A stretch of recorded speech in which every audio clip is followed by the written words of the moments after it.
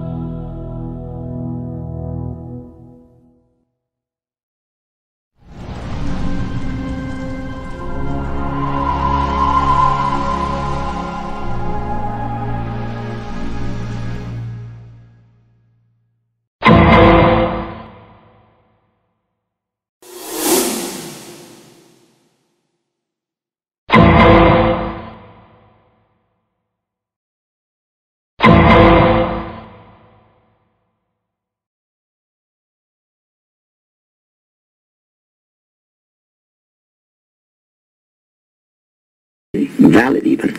Well, the reason I bring it up, if you've ever heard any of our call-in shows, you know that we have people that think about the conspiracy theories of people like you. You would be a poster child for these people because you have served on the board of the Council on Foreign Relations. You helped start the Trilateral Commission, and you've been to the Bilderberg groups. Well, yes, I haven't done those for years, so that's partial redemption, I suppose. But otherwise, yes. But what is belonging to all those groups? We talked about the Trilateral Commission when you were here in 1989. But what about the association with that? Are people too close in this world? People in business too close to the governments? Well, you know, there is such a thing as insidious influence. And the question is, how does it operate? Does it involve bribery? And does it involve some sort of psychological domination of individuals? I don't believe in this notion of some sort of secret societies controlling people. But of course, in any political system, there are sort of over-the-table and under-the-table arrangements. As far as the organizations that you have mentioned, they're all on top of the table organizations. We know what they are. We know what they do. We probably exaggerate their influence in many cases. But most important of all, they operate overtly. Anybody who wants to know what the Council on Foreign Relations does can very easily find out. And once that person finds out, they'll probably discover that it really doesn't run the world, but often makes very useful recommendations. For example, you know, we're all confronting the problem of Iran. Well, I don't know, maybe this will reinforce the conspiracy theories, but 2 years ago, I co-directed a study on U.S. policy towards Iran for the Council on Foreign Relations. I think still a very good study. I said I co-directed. Who was the other co-chairman? Robert Gates, currently the Secretary of Defense. Now, on the one hand, maybe that reinforces the conspiracy theory that somehow or other we're pulling the strings from behind the scene. But But alternatively, maybe it tells you something, namely that this is an open process.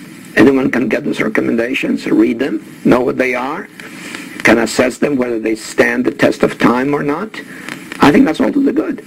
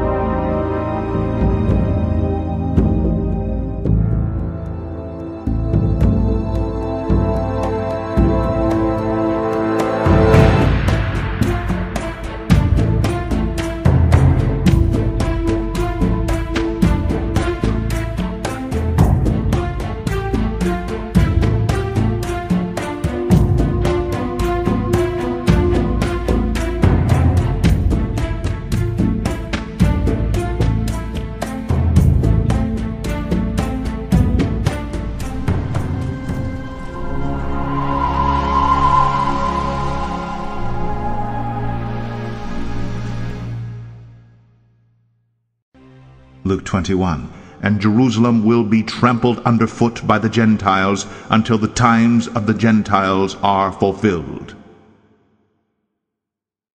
John 14, I have told you before it takes place, so that when it does take place you may believe.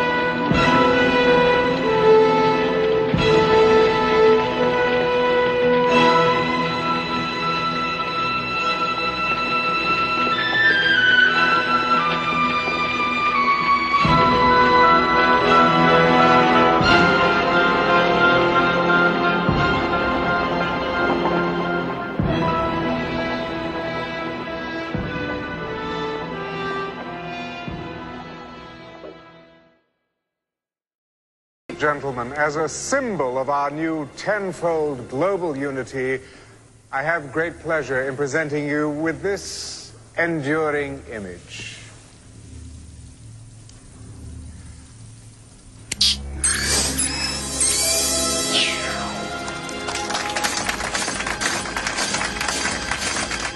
Square, the new pope is yet to be selected.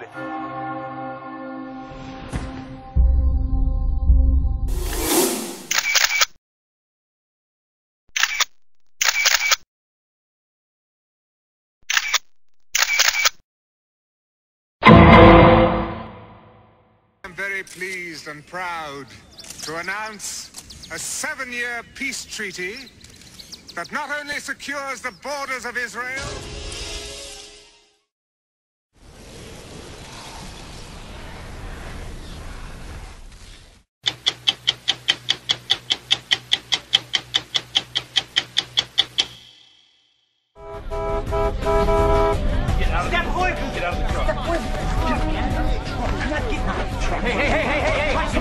As the forces of East and West move into the Middle East, the stage will be set for the final battle of history, the confrontation man has been dreading for centuries, the fulfillment of the prophecy of Armageddon.